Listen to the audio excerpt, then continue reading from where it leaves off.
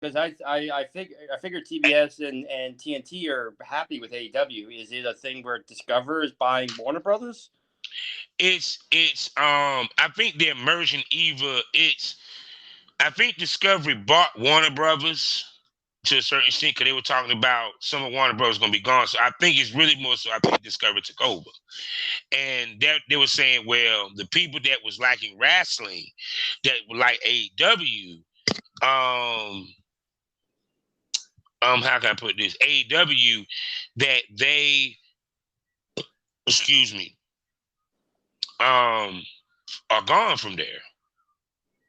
So I'm sitting here listening to everybody. I'm saying, okay, one, let's think here. This is Tony Khan. As a businessman, he knew this was coming.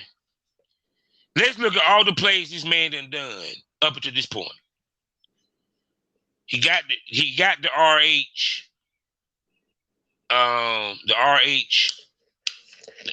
library. He does RH show. You feel what I'm saying? Mm-hmm. Of course, everybody was like, why they ain't spruce it up or make it AWA is nah, eh, Ring of Honor is Ring of Honor. I wasn't mad at him for the way he kept it had it looking. You feel me? Because that's what we grew in love on it. So now you got this merger coming. Plus, of course, we keep hearing about HBO Max. So one, TV wise, that's one of your best shows, regardless. You Well, know what I'm here, saying? here's the funny thing: people always turn their nose down at wrestling, especially these executives. Like they're, Yeah. and trust me, I laugh at the idea of an executive being too highfalutin for whatever. Um, Historically, from the advent of television until now, Mm, wrestling has always been the cheapest thing to produce and put on the channel. That's why wrestling was so big and all over the place with the Dumont Network in the beginning of mm, television in the 50s till now. Like AEW cost a lot for us to do a show, but by TV standards, it doesn't. Uh, and and uh, and the thing is that it's also in this day and age about content. Unless you're producing like ridiculously high quality shows like FX, or you're mm, doing some kind of really high end documentaries and really thoughtful nature shows and everything else, and you're really going for that PBS type crowd, you can't sit there because basically, like the Kardashians and every other fucking half a mope that crawls out of the ass crack of every fucking like low IQ'd half bred jackass in society that becomes a reality star. It's like reality TV draws ratings because you put people with no social graces and no sense of shame on TV, and you put them in a nice house and you cut them loose. And so wrestling is a sports based product, and and then again also it creates content. Like Tony Khan owns that Ring of Honor library. That is a bunch of content. And if he does get a deal with HBO Max to put Ring of Honor, well, that just shows HBO for the first time ever is going to have pro wrestling. So if Discovery is going to walk in and take ownership and then all of a sudden be like, "Ooh, wrestling? Why no, no, I shan't." Be like, "Fine, asshole. There's a bunch of other networks that would love these two shows that draw and see, ratings." that's the reason why I say they ain't doing shit with AEW. I don't think they even gonna change it because, okay, one, this is the same place that had Bear Grylls. Get the fuck out of here. He was eating bear shit.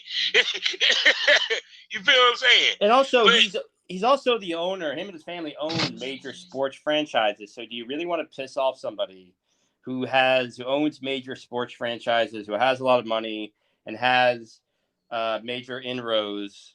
You know, so I mean, yeah, I think it's going to be fine.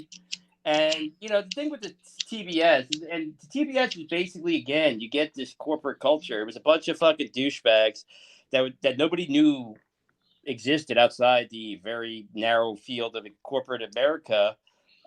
These are the same idiots that completely bungled the Time Warner merger, and they wrote books about it. Like, it's literally the worst merger in all of American business. And the thing with that is, these idiots thought they were too highfalutin and not realizing, like, you have that nice fancy job where you're being overpaid because Ted Turner built it on old movies, Andy Griffin's show, Praise Baseball, and wait for it, wrestling. That's why wrestling was never going to go anywhere, because billionaire Ted, never forgot where he came from. And he's like, I can literally wipe my ass with gold bars in large part to pro wrestling. So, yeah, because it's like, put it this way, Black Wall Street is now online, baby. That's right. Visit the GW District. Shop the very best in men's and women's apparel and accessories, home decor, office supplies, books, pantry items, and so much more. The GW District is a retail marketplace of Black-owned products and media. We're both veteran and Black-owned, and we're bringing you the best online shopping experience with products made by small businesses. Come and experience the GW District difference today at shopgwdistrict.com. That's shopgwdistrict.com. The GW District, a retail marketplace of Black-owned products and media. That's right. That's right. That's right. Sorry, everybody. That was my fault. My finger grazed the screen and hit the. It happens to me too, brother. That just was a commercial. We're back from commercial break. So, and what you were saying? It's Bill always remembered what brought him to the dance, so that's why wrestling was protected until he. Again, this is why sometimes having more money is not a good thing. Sometimes, having control over the thing you build is better than having a bunch of extra billions lying around. I mean, honestly, you can't. I mean, if I won the Powerball for $700 million tomorrow, and then I had, for the sake of argument, it was $400 million after all the taxes and everything. I mean, it's, unless you're a complete idiot. You know something? I'm thinking about something real quick. Peep this. I know we about to go off the beaten path, because we're supposed to be doing a mid-report on all the wrestling promotion, what we think of them. But let's play a what-if game. Why didn't Crockett be like, look, Ted, become partners with me? I think it was a thing. Go ahead. No, I'm sorry. Go ahead. I didn't mean to interrupt. Yeah, because it's like this. He plain out sold it, right? You telling me he could have worked out some shit? He's like, look, we be partners in this. You know what I'm saying? You buy in half, what have you, to where he could have kept the peace and could have probably ran it to the point where Ted wouldn't have had her involved. You feel what I'm coming from? Yeah. See, the problem is with corporate America. Now the American dream would used to be like. I would love to ask Jim Cornette that and see what he thinks on that.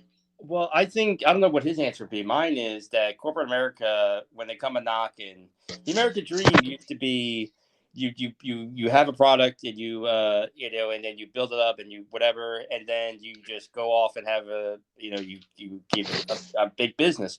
Whereas now you create a better product, and normally the big corporations will come a knocking, and you're basically given two options, and the two options are either you sell to us, or we push you out of the market by bullying, people for shelf space and so on. That's why one day there was all these power drinks like 10, 20 years ago. And then all of a sudden now there's only really Red Bull and Monster owned by Coke and Pepsi. Sammy Hagar, one of my favorite tequilas is Cabo Wabo. And Sammy, ran Fat Tuesdays and Cabo Wabo and, had his own little thing, and he was happy just owning the company. And it's a great tequila. It's my favorite tequila. And this distributor company went knocking on their door and basically said, he